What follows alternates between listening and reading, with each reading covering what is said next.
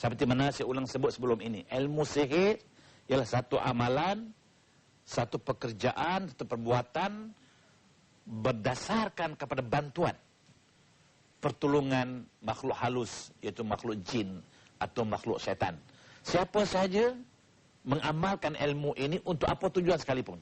Sama ada untuk kepentingan diri sendiri, untuk cantik, untuk lawa, untuk kebal, ataupun untuk menjaga keselamatan keluarga kita, rumah tangga kita, kebun halaman kita misalnya. Asal guna jin saja, guna syaitan saja, itu namanya sihir. Tambah-tambah lagi untuk membinasakan orang, untuk merosakkan orang, memusnahkan orang, lagilah bahaya. Cuma saya nak kaitkan dengan soalan terakhir tadi. Kita katakanlah kalau kita dapat satu benda dengan menggunakan perantaraan, misalnya kita katakan kita panggil benda-benda apa, kita dapat batu, dapat benda. Cuma persoalannya, daripada mana kita dapat itu?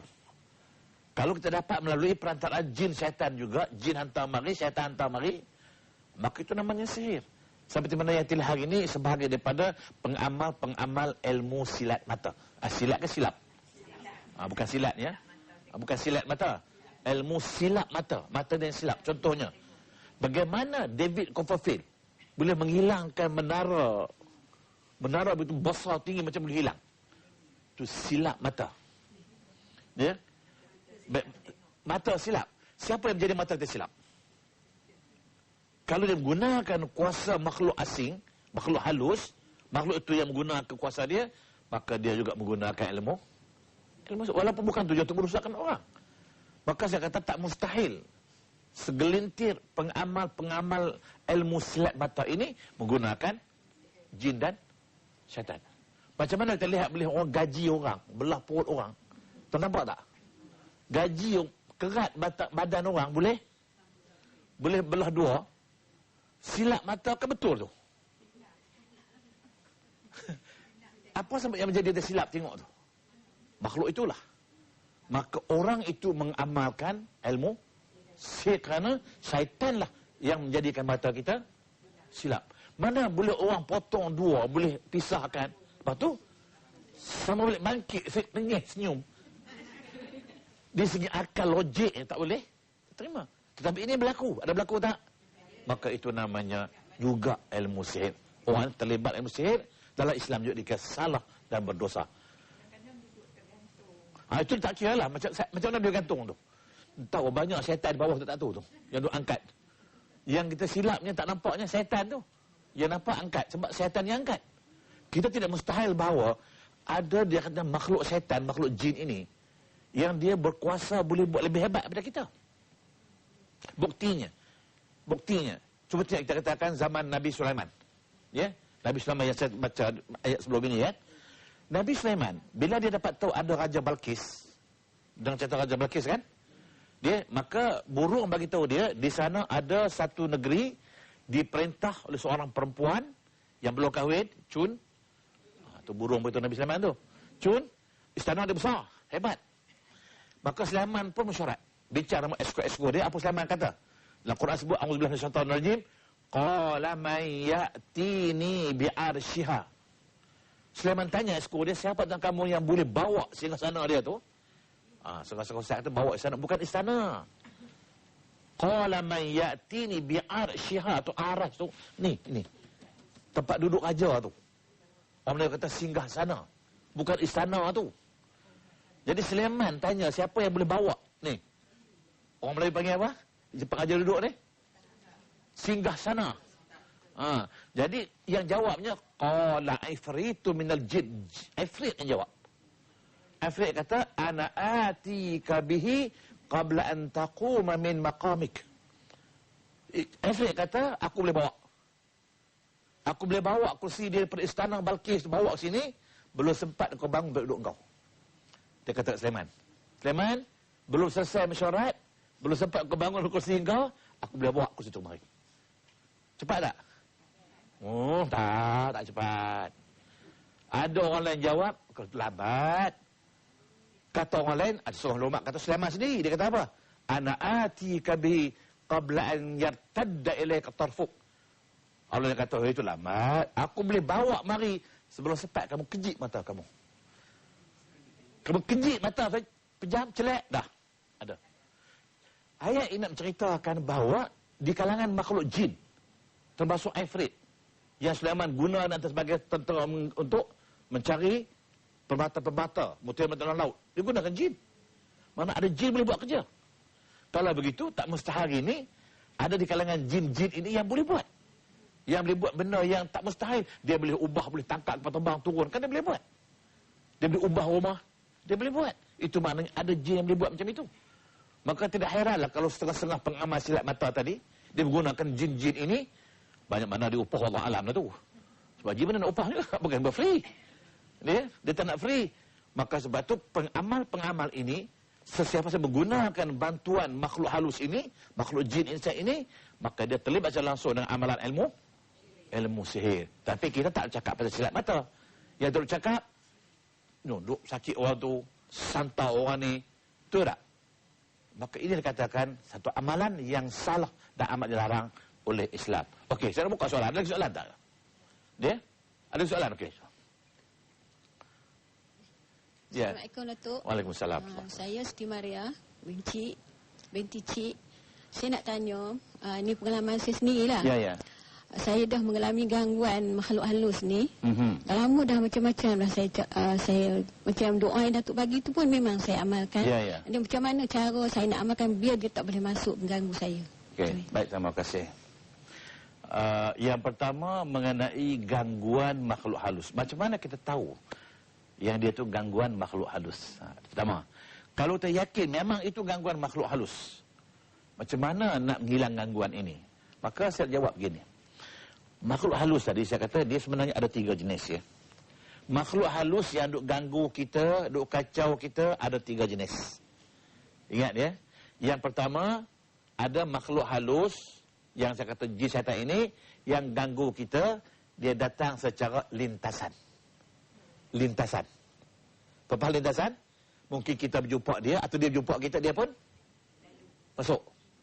Maka ini senang. Tak masalah.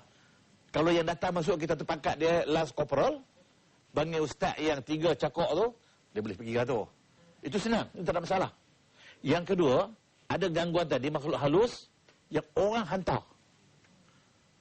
Atau orang yang buat al-masihir tu. Bila orang hantar pada kita, ganggu kita, maka itu sihir. Susah sikit lah. Dia nak tengok pula yang hantar tu pangkat dia apa, yang datang pangkat dia apa. Yang nak mengubat pun, cari pangkat mesti kena lebih. Itu 2. Dan yang ketiga, ada gangguan makhluk halus daripada saka. Peninggalan tok nenek kita.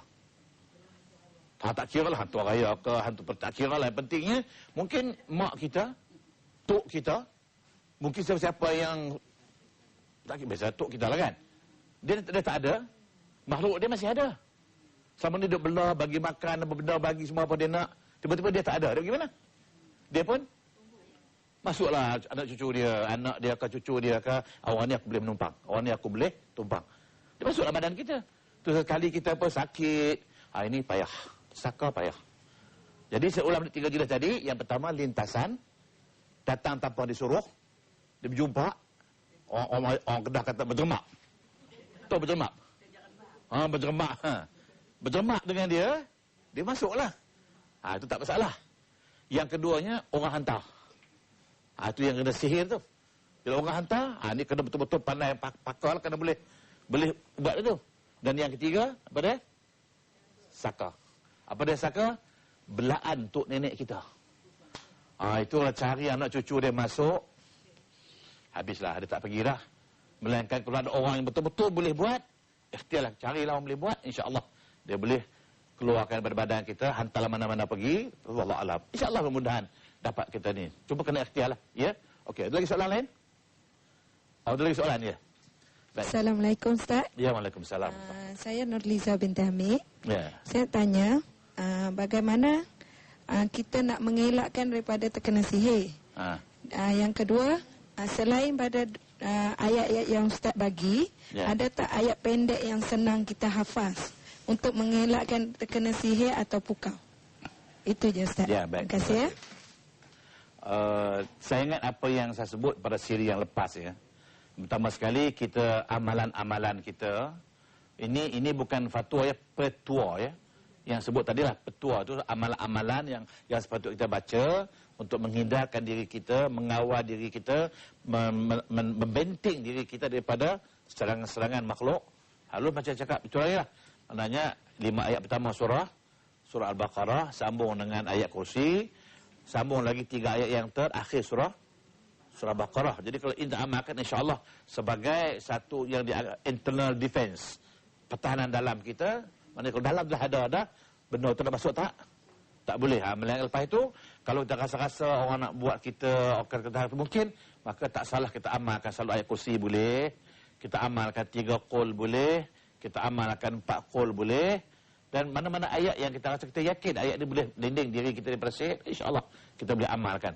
Yang penting minta kepada Allah SWT. Yang kedua, damping diri kita hampir dengan Allah. Kalau kita damping hampir dengan Allah, insya-Allah Allah akan bersama kita. Kalau kita sentiasa bersama Allah, Allah sentiasa bersama kita. Jadi bila orang terlupa kepada Allah dan jauh sikit kepada Allah, hampir kepada makhluk, itu yang kita bimbang, ya. Insya-Allah jaga diri kita, jaga diri keluarga kita, insya-Allah. Okey, ada soalan lain lagi? Ada soalan lagi? Ada, ya. Okey. Apa soalannya? Assalamualaikum Datuk. Ya, waalaikumsalam. Saya Puan Salmiah Ali Muhammad. Saya nak bertanya, macam mana kita nak kenal seorang tu yang pengamal ilmu sihir ni? Dia. Terima kasih tu. Dia. Baik, terima kasih. Ya. Dia soalan ni ada 2 tu. Yang pertama, pengamal ilmu sihir. Yang kedua, orang yang minta bantuan ilmu sihir. Biasanya kalau orang yang minta bantuan ilmu sihir, dia tak amal ilmu sihir. Dia tak tahu pun. Saya misalnya saya marah kat sepulan misalnya kan. Saya marah pasal apa? Pasal dia pernah maki saya, dihamun saya. Saya minta tolong. Minta tolong kepada pengamal apa? 100 ke, 200 ke, 1000 ke. Kalau jadi, walaupun keras 300. Kalau jadi, tambahlah 500. Tak kira lah. Ya? Jadi orang tu buatlah. Yang itu pengamal, ya. Baik, macam mana tak nak kenal orang tu? Nak kenal tak boleh. Kadang-kadang orang yang belah hantu raya ni pun, yang berkawan dengan syaitan ni pun, yang belah toyol tu pun, kita tak kenal. Cuma ada orang kata. Hadis tak sebut, Quran tak sebut. Yang pertama sekali, orang yang ada belah benda-benda macam ni, orang yang berdamping dengan makhluk-makhluk ini, pertama katanya mata dia merah. Pasal apa tak tahulah. Ya? Pertama mata dia merah, dan yang kedua dia tak mahu bertentang mata dengan orang. Maknanya kalau tersyak seorang tu ada, dia ni belah toyol ke, belah hantu raya ke, belah persik ke, belah apa ke. Kalau tersyak dia, cuba kita pergi rumah dia bercakap, dia makcik boleh makcik pandang mata saya tu. Kalau dia tak nak pandang, itu dia tanda-tandanya. Sebab dia tak mahu bertentang mata dengan orang. Orang kata, bukan hadis ada. Orang kata, ada levelnya. Satu teori yang kita rasa boleh pakai. Dia sekarang di Kuala Lumpur cari tangga mana lagi dah? Mana ada tangga lagi dah? Walau bagaimanapun saya kata, pada zahirnya tak boleh kita pastikan. Jangan pula kadang-kadang ada orang yang sifat dia memang dia sifat dia tak boleh tentang mata dengan orang. Ada orang macam itu, ada. Jangan pula pergi-pergi macam-macam.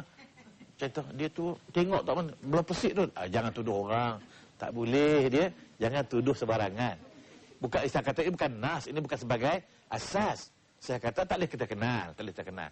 Sebab tu benda ni yang nak tahu besok di hadapan Allah Subhanahu Wa Taala. Mau kita tahu. Dunia kita tak tahu. Mungkin dia selamat. Kadang-kadang jiran kita, kadang-kadang saudara dia baik dengan kita tak tahu. Tiba-tiba dah hadap besok, engkau selamat nak kerja ya.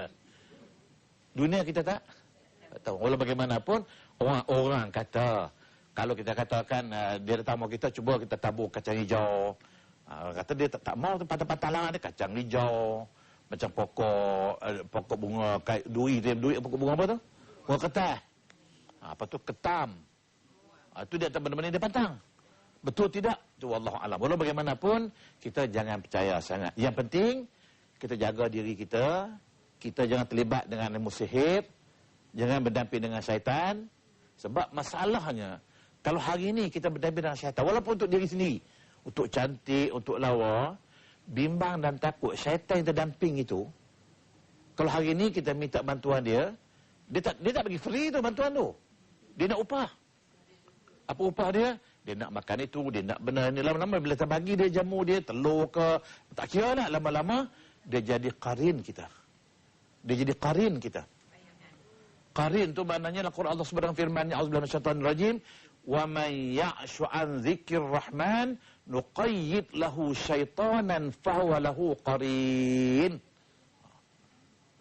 Yang bermaksud, barang siapa berpaling daripada mengingati Allah, dia tak ingat Allah, tak berdamping dengan Allah, Allah suruh buat dia tak buat, Allah larang dia buat, maka Allah, orang-orang ini Allah regukan, Allah partnerkan dia dengan syaitan, dan syaitan sebagai qarin baginya. Jadi orang yang mendapat syaitan qarin, bimbang dan takut. Satu masa nanti, bila dia meninggal dunia, qarin dia tak mati. Qarin tak mati. Bila dia mati, qarin mati tak? Tak mati. Bila jasad dibawa ke kubur, dia ikut kubur tak? Okey, dia ikut pergi, lepas tu dia balik apa dia buat? Ini masalah ni. Itu kadang-kadang dia rupa balik, dia jelma balik. Itu orang kata, dia dah mati, dah tanam. Malam-malam dia balik ke rumah dia. Yang balik siapa? Sebab itulah Islam larang sangat. Jangan kita berdamping dengan syaitan. Nak panggil syaitan dia senang dia. Seru sikit aja. Datanglah. Pasak kemian sikit aja. Datanglah. Mula-mulanya dia dekat-dekat aja, lama-lama masuk dalam kita, dia sebagai qarin. Kadang-kadang orang nampak di rumah dia ada, di pasar pun dia ada. Yang mana dia betul? Sebab itu kenapa Islam larang jangan libat dengan sihir. Jangan kita minta bantuan jin, jangan minta bantuan syaitan. Kerana ini yang takutnya besok bila kita mati, dia tak mati. Akhirnya anak cucu yang jadi mangsa. Bila dia masuk anak cucu, akhirnya itu dikatakan saka tadi. Saka dia tak minta, dia tak tuntut, tapi dia datang. Dia masuk dalam diri kita, diguna kita dengan harapan supaya kita belah dia macam mana tok kita belah dia. Macam mana mak kita belah dia. Maka sebab itulah, jangan damping dengan syaitan. Jangan minta bantuan syaitan. Minta bantuan dia, datang selalulah. Dia nak sangatlah tu. Ya? Damping dengan Allah, minta bantuan dengan Allah. Jadi oleh kerana masa tak mengizinkan, kita bertemu lagi selepas ini insya-Allah.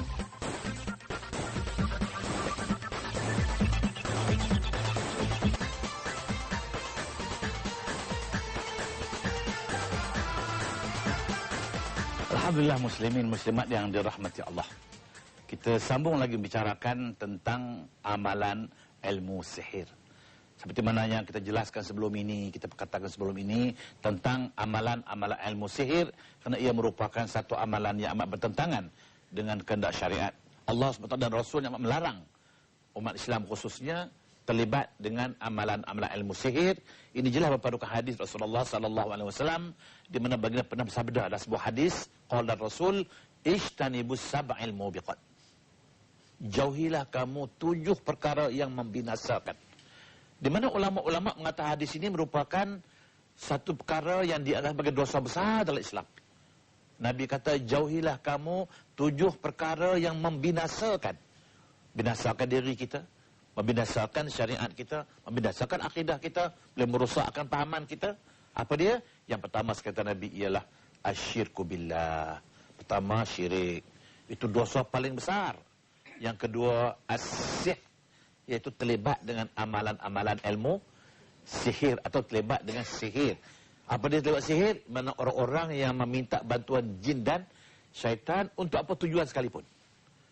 Untuk tujuan diri ke, untuk cantik ke, lawa ke, apa semua ini, dia merupakan sihir nombor 2 terbesar dalam Islam. Batu yang ketiganya kata Nabi ialah qatlan nafs allati haramallahu illa bil haqq, membunuh orang-orang, membunuh nyawa-nyawa yang tidak berdosa tanpa sebab, tanpa kebenaran. Yang keempat, makan riba, akal riba. Yang kelima, aklimal yatim, memakan harta anak-anak yatim. Yang keenam, at-tawalla yaum az-zahf, berpaling di hari peperangan jihad. Dan yang ketujuh, wa qazfil muhsanatil mu'minatil ghafilat, menuduh perempuan-perempuan yang baik melakukan maksiat dan kejahatan. Jadi ulama-ulama mengatakan ini di antara perkara-perkara yang Nabi larang. Nabi minta kita menjauhkan diri kerana ia boleh membinasakan. Karena sihir terletak nombor 2 selepas syirik kepada Allah SWT. Maka sebab itu, muslimin muslimat yang dirahmati Allah, jauhilah kita daripada sihir atau terlibat dengan amalan ilmu sihir, walaupun untuk kebaikan diri. Apa kebaikan diri? Untuk jaga di keselamatan diri. Kita gunakan jin syaitan untuk menjaga harta benda kita, jangan bagi orang curi. Nak jaga kampung halaman kita, jangan orang masuk. Walau itu tujuan baik. Selagi kita menggunakan bantuan jin, bantuan syaitan, maka ini berarti kita terlibat dengan ilmu sihir yang dilarang oleh Allah dan Rasulnya. Muslimin muslimat yang dirahmati Allah.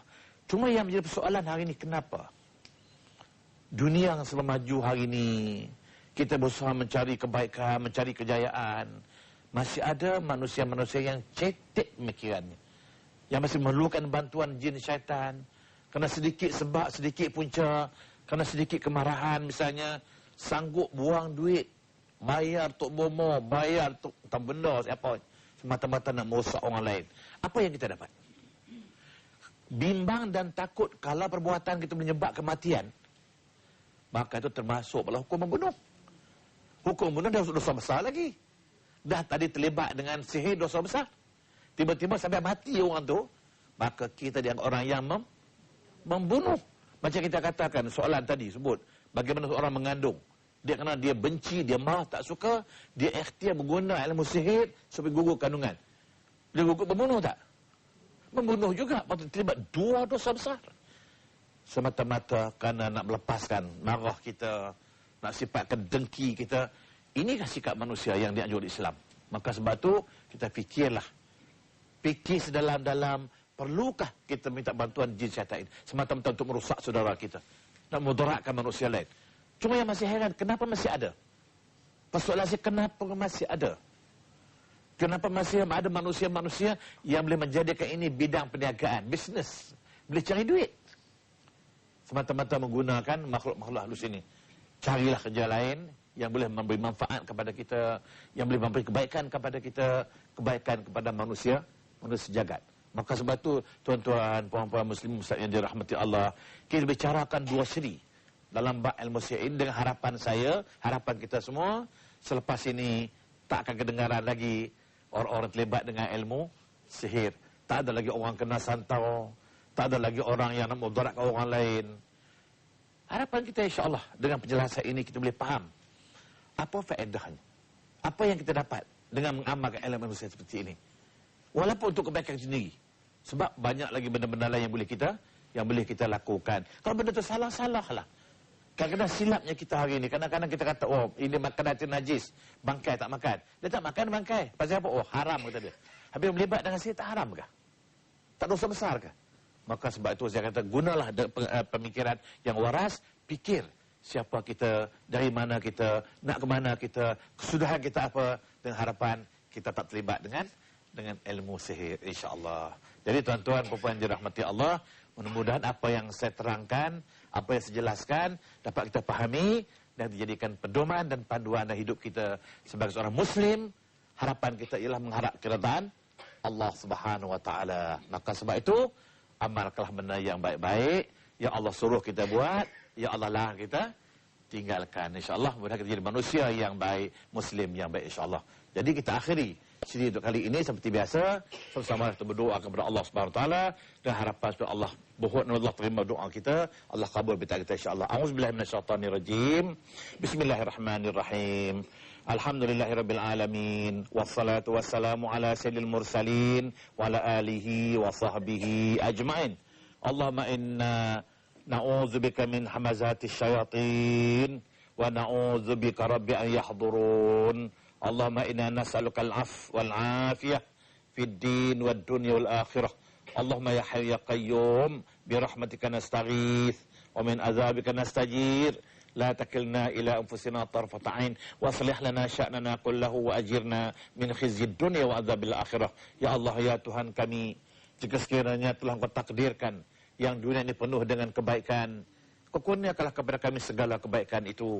Dan jika sekiranya telah Engkau qadakkan yang dunia ini penuh dengan keburukan dan kejahatan, Kau selamatkanlah kami daripada segala keburukan dan kejahatan itu. Ya Allah ya Tuhan kami, menyadari sejak akhir-akhir ini berbagai-bagai bala, wabak dan musibat silih berganti menimpa kami, mungkin berpunca daripada kesalahan sebahagian kami. Maka janganlah hendaknya kesalahan mereka itu dipertanggungjawabkan kepada kami. Ya Allah ya Tuhan kami, Kepadamu lah kami mohon bantuan dan pertolongan, dan kepadamu jualah ya Allah kami serahkan segala urusan. Rabbana alaika tawakkalna wa ilaika anabna wa ilaikal masir. Ni'mal maula wa ni'man nasir. Nasrun minallahi wa fathun qarib wa basyiril mu'minin. Rabbana atina fid dunya hasanah wa fil akhirati hasanah wa qina azabannar. Wa sallallahu ala sayyidina Muhammad wa ala ashabihi ajmain. Walhamdulillahirabbil alamin. Taqabbalallahu minkum. Sekian saya sudahi dengan wabillahi taufiq wal hidayah. Wassalamualaikum warahmatullahi wabarakatuh.